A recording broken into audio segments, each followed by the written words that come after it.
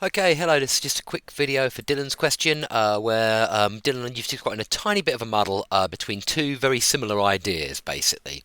There's the, roots of polynomials properties, and then there's something very much related, which is the properties of roots basically occurring in conjugate pairs, and you've muddled them up. That's the too long, didn't bother to watch the video answer to your question, basically, Dylan.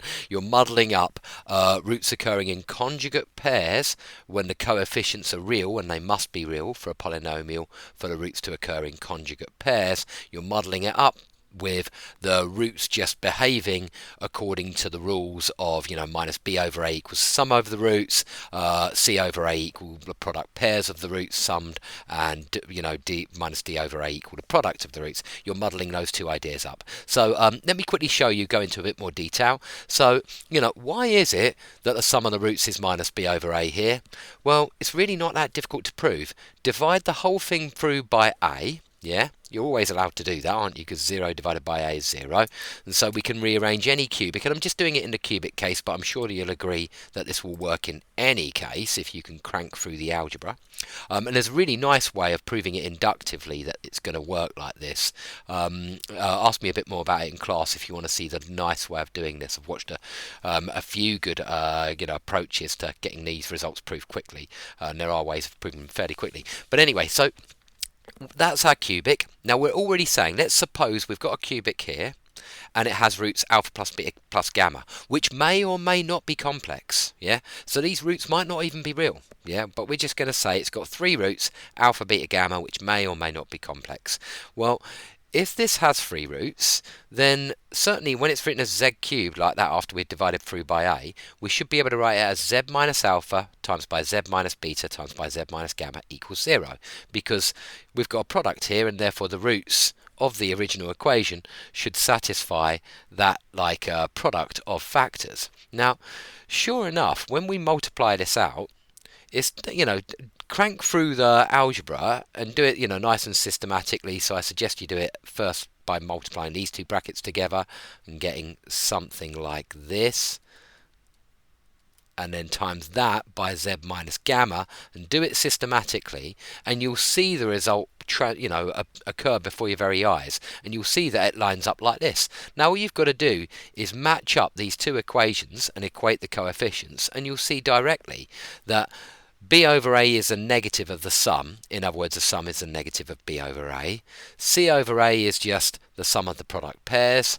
And minus d over a is going to be the product of all three roots. Yeah, and the result just pops out for you like that. Now, where did we assume in this argument that the coefficients a, b, c, and d had to be real?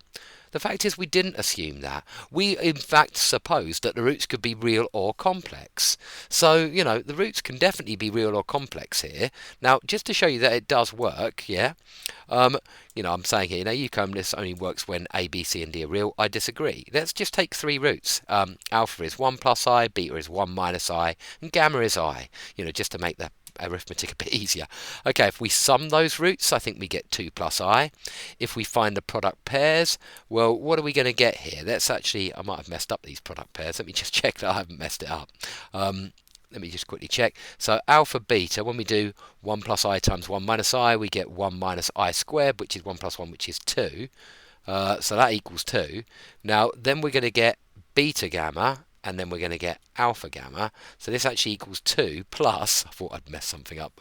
Okay, beta gamma, you're going to get I minus I squared, which is actually I plus 1. And then alpha gamma, you're going to get I plus I squared, which is I minus 1. And so that actually equals 2 plus 2i. And alpha beta gamma, well, we've already times alpha by beta, and we've got 2. Times it by gamma, you're going to get 2i. And so what have we got here? Oh, I've rubbed a bit out there, I don't know why. So I've got the sum of the roots is 2 plus 2i.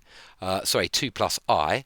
The sum of the product pairs is 2 plus 2i, and the product is 2i. And so, my equation is definitely going to have the following. If I set a equal to 1, I'm actually going to have minus b is 2 plus I. See, messed that up, sorry, I'll just make this a bit longer, plus 2 plus 2i, oh, can't even write it, 2 plus 2iz, and then minus 2i at the end, and that should equal 0. Now, you know, that has these complex roots and it has complex coefficients. The result still holds for that. So what are you getting confused with? You're getting confused with this. If a polynomial has real coefficients, it must have real coefficients, then the roots occur in conjugate pairs. The complex roots are the most obvious ones. Remember, the conjugate of a real number is just exactly itself, and that's going to come up in a second when I justify this. So why doesn't it work with complex coefficients? Well, you can take an example and see that it doesn't work. Here's a good example. Z squared plus 2iz minus 1 equals 0. We could use the quad formula, or in fact, should we just complete the square? Just to show you that if I was going to complete the square here, I would halve the middle term, z plus I, and I'd be squaring it, and then I'd be taking away that squared, and I'd be taking away minus 1, and that should equal 0. So z plus I, all squared, equals, well, I squared is minus 1, so we're actually going to have plus 1 minus 1, so this is going to equal 0. If we square root 0, we get 0, and 0 doesn't have a negative, so z plus I equals 0, and so z equals minus I. Yeah. Now, clearly the root hasn't occurred in a conjugate pair there, because there's only one root, and z equals I is not a root, and you can check that. Yeah. Let's say you thought z equals I was a root as well. Yeah. Well, I squared plus 2iz. Yeah, and this is just a quick example of, it fails with complex coefficients. I'm going to justify it and prove that it always should fail. I'll show you the exact line of the argument where it fails. 2i times I minus 1, well, that equals minus 1. 2i squared is minus 2, and then minus 1. That equals minus 4. So there's no doubt about it, z equals I is not a root of that equation. So we can see it failing. Now, why doesn't it work? Well, this is the complex argument for it, like conjugate root theorem, let's call this, conjugate root theorem. Okay. Let's say we've got a polynomial with real coefficients, and I'm going to show you the exact line where this breaks down for complex coefficients. So let P be a polynomial.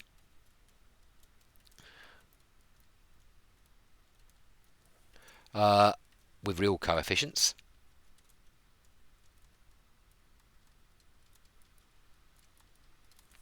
Okay, if z equals a plus bi, furthermore, let z equals a plus bi, for example, so clearly it's a complex number, be a root of p,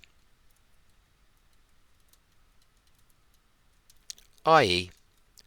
p of z equals 0. Yeah. Now we can define p of x as, or p of z, sorry, I'm using, I'll use x just to distinguish it from my root z. Let p of x equal, let's just give it a typical polynomial look, a1 x plus a2 x squared. Yeah, this will work for any polynomial plus a n x to the n. Yeah, so I'm going to do a proper argument here, unlike what I normally do in class. Okay, now consider p of z star. Yeah? Okay, let's do this really carefully. We're going to have a1 z star plus a2 z star all squared plus dot dot dot. It's going to work the same for each term, my argument here, z star to the m. Okay, the first thing I'm going to do is I'm going to swap round the star and the z. Now, the reason I can do that is because the conjugate, if you do a conjugate of z to the m, that's exactly the same as z to the m conjugate. How could I prove that? De Moivre's theorem, how about that? Z equals cos theta plus I sine theta. So z star is cos theta minus I sine theta. That's how the conjugate works, isn't it? It just changes the sign on the imaginary part. So you can think of it as a reflection in the real axis. Okay, so z star to the m is just going to be, by De Moivre's, cos m theta minus I sine m theta. But that is exactly the same as what I would expect to get if I was finding Zm and then finding the conjugate, because obviously Zm to the power of m, I mean here, is cos m theta plus I sine m theta. So this result follows immediately from de Moivre's, yeah, or a host of other things, but it's particularly obvious from de Moivre's theorem. Okay, so I can now say that P of Z star, and I can swap all of those around. So I'm going to have A0 plus A1 Z star to the 1, but here I'm going to have plus A2. Now I'm going to make it Z squared star. Do you see what I mean? And it's the same for all the other powers, including the last one. So an z to the power of n starred. Okay, so I've taken the star out essentially. And now what I'm going to do is I'm going to point out, well, and this is where the argument only works for real coefficients, yeah? For any real number, a, yeah, you could say that a star equals a, can't you? In other words, if you take the conjugate of a real number, it doesn't change. It's the same thing. The conjugate of 3 is 3. The conjugate of 7 is 7. Because it's got 7 plus 0i and 7 minus 0i. It's the same number, isn't it? So what I can do now is I can just put stars on all those conjugates. On all those real numbers, sorry. So I can say we've really got a star 0, and a1 0. You might think, what is he doing? Why am I bothering to do this? It's not immediately obvious, but it will become obvious in the next line. Z squared star. Okay, so these are all conjugate signs, plus an star zn to the power of n star. Okay, now the reason I've done all of that is because I can now use the multiplicative properties of the conjugate, yeah, and the additive properties of the conjugate, because WZ, if they're complex numbers and you star them, it's exactly the same as W star Z star. Now I won't go through the proof, but I invite you to do it. Let W equal A plus BI, Z equals C plus DI, multiply them together and find the conjugate, and see if it's the same as the A minus BI times by C minus DI, and you'll find it is. By the way, I'm also going to use this result in a second, the additive properties of the conjugate.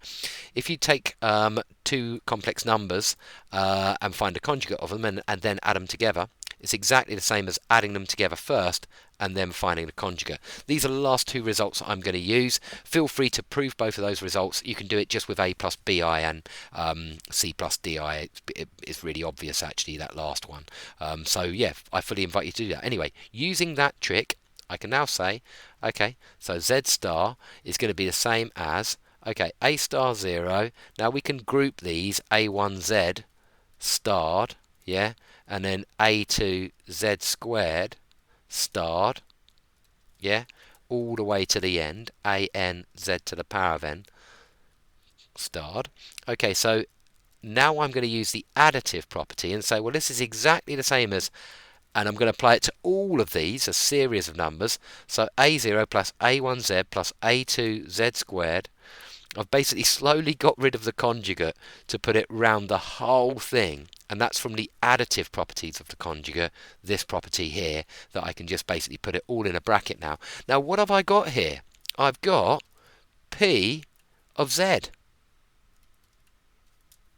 starred, but I already know that P of Z equals 0, and so P of Z star equals the conjugate of 0, but the conjugate of 0, because it's a real number, is just 0. And so if Z, if Z satisfies the equation, then Z star must satisfy the equation. Now that argument breaks down when you're not dealing with real coefficients, doesn't it? Because I use specifically at this step that all of those numbers, A0, A1, A2, were real numbers, so they were in fact identical with their conjugate. That doesn't work for complex numbers, does it? A complex number is not the same as its conjugate, and hence that's why the argument breaks down. Hope that's useful, Dylan. That completes this video. Next we've got to do James's question, because he had a great one today, where I it totally showed me something which I didn't realise and which I wish I had realised. But it does use a little bit of matrices from slightly on the sort of like a cusp of the course. So yeah, but I'll talk about that next. All the best. Bye bye.